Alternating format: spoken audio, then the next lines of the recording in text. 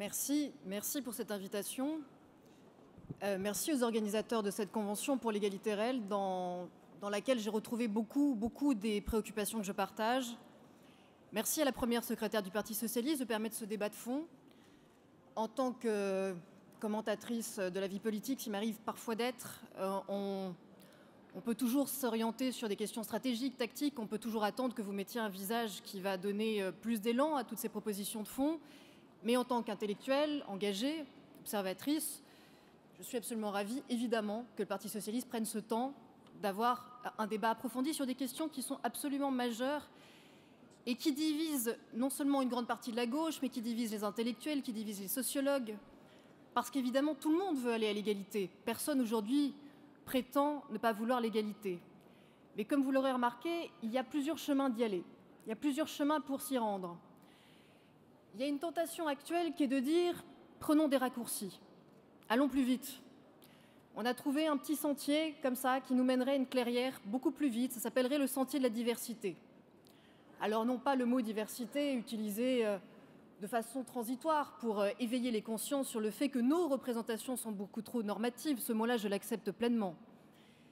Mais quand la flèche nous indique un chemin diversité comme étant un raccourci, comme étant une solution magique à toutes les inégalités, à toutes les discriminations qui sont sur la table, j'ai envie de mettre en garde parce qu'il y a aujourd'hui dans un certain nombre de pays, au Canada, aux Pays-Bas, en Suisse, en Belgique, des pays où je suis invitée tout le temps pour débattre de ces questions, un bouillonnement qui annonce qu'une certaine vision du multiculturalisme a conduit les gauches européennes, et pas seulement, à un échec absolu.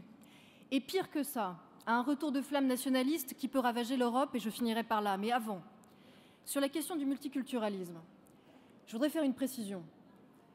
Quand on parle de multiculturalisme, on ne parle pas de multiculturel. J'entendais l'appel, et je connais l'appel de François Durper, et signé aussi par les Indivisibles pour une république multiculturelle. J'ai envie de dire, mais il n'y a pas besoin d'appeler. Nous sommes déjà une république multiculturelle, c'est une évidence, c'est la réalité de nos vies. La seule question qui se pose, c'est faut-il une politique publique multiculturaliste qui encourage le droit à la différence, qui assigne les gens à des identités reconstruites, au lieu de s'attaquer au racisme, aux préjugés et aux clichés? Ce n'est pas la même façon de prendre le problème que la question de l'égalité. Il ne s'agit pas de nier, et là je rejoins totalement ce qu'a dit François Durper, il ne s'agit pas de dire résolvons les questions économiques et sociales et on s'occupera des problèmes de racisme ou de discrimination plus tard. Bien sûr que non. J'ai vécu cette situation quand je me suis battue avec les associations gays et lesbiennes pour le Pacs, et je me souviens très bien qu'à l'époque, pour un contrat qui n'est après tout pas l'égalité, nous ne parlons pas d'un contrat qui permet à des citoyens d'avoir exactement les mêmes droits que les mêmes devoirs dans ce pays, puisque les citoyens homosexuels sont toujours en droit et en fait discriminés dans ce pays. Nous n'avons pas le droit de fonder des familles de par la loi. Pour un simple contrat qui était une étape vers l'égalité, j'ai encore dans l'oreille, y compris à gauche, des gens qui pensaient que c'était communautariste de revendiquer le Pacs. Cette accusation de communautarisme qui est employée à tort et à travers doit être clarifiée. On peut avoir des moyens communautaires de revendiquer l'égalité. Et dans ces cas-là, ce n'est pas du communautarisme, c'est de l'universalisme, c'est de l'antiracisme, c'est de l'égalité.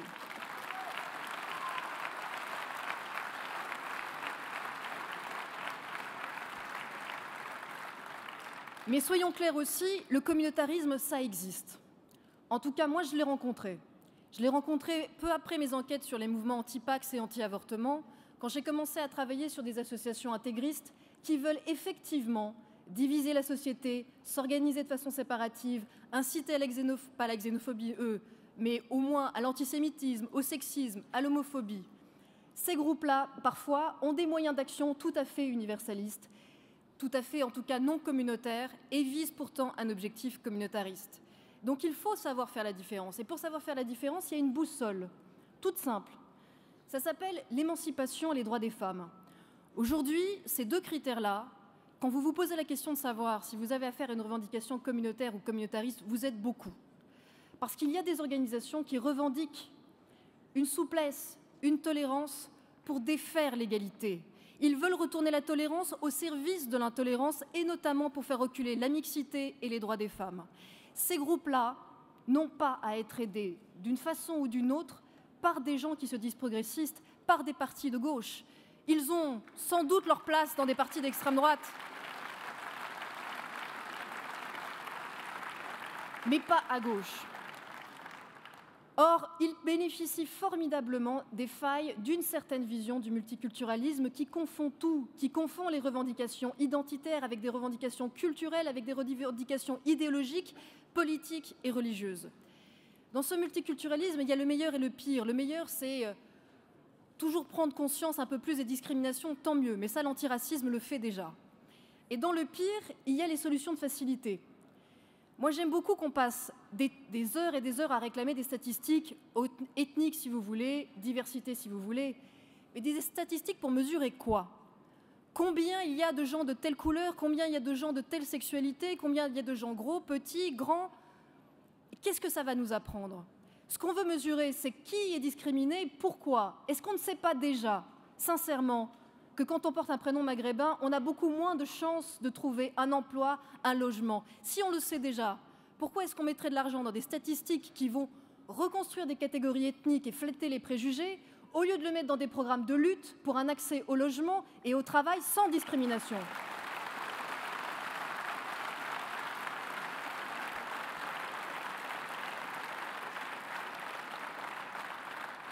À ce titre, je tiens à vous dire que les entreprises qui gagnent régulièrement le prix de la diversité sont des entreprises, des compagnies d'éboueurs et de télémarketing qui sont extrêmement fiers de leur taux de diversité. Et je ne suis pas tout à fait sûre que pourtant ce soit un critère qui mesure parfaitement bien la question des discriminations.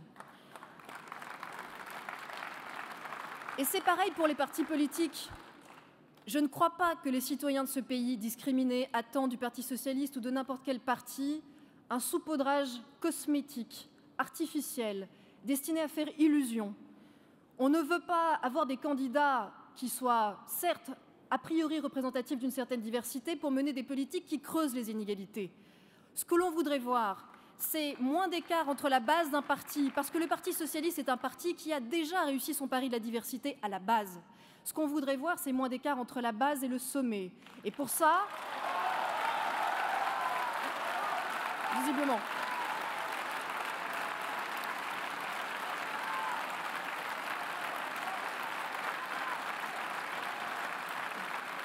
Et pour ça, il n'y a pas besoin de moyens communautaristes. Il n'y a pas besoin de quotas, il n'y a pas besoin de créer des ghettos ni des privilèges. Il suffit simplement de réparer l'ascenseur, il suffit simplement de réparer la mobilité à l'intérieur d'un parti comme dans la société, par exemple en luttant contre le cumul des mandats.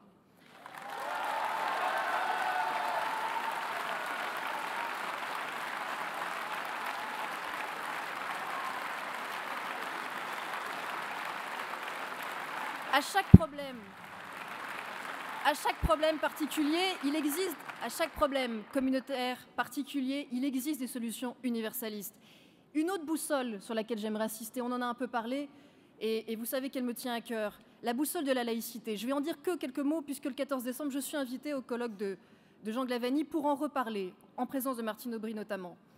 La question de la laïcité fait partie de ces éléments de cette boussole qui nous permettra de faire la distinction entre des groupes, encore une fois, qui se présentent sous la casquette du minoritaire, mais qui visent in fine la domination et qui donc n'ont pas à être tolérés, et des groupes qui sont réellement discriminés et qui veulent avoir accès à l'égalité.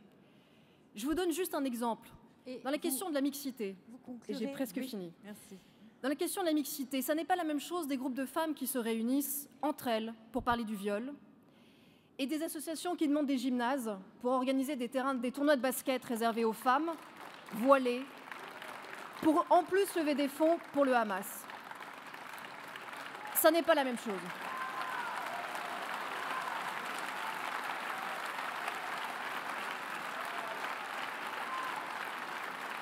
Ma conclusion, je vais insister juste d'un point sur la question de l'école qui est très présente dans cette Convention pour l'égalité, mais qui est au cœur de tout ce dont on est en train de parler.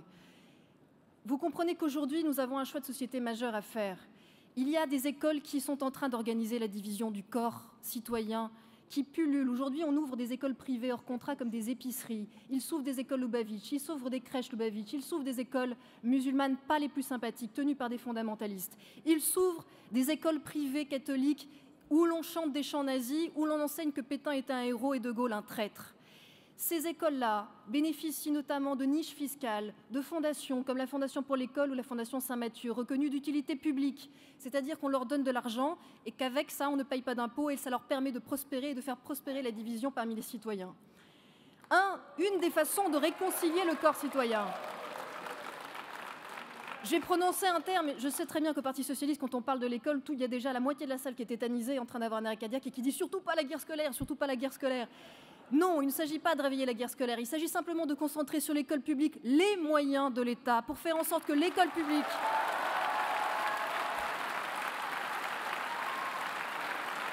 puisse permettre de résister à ces communautarismes.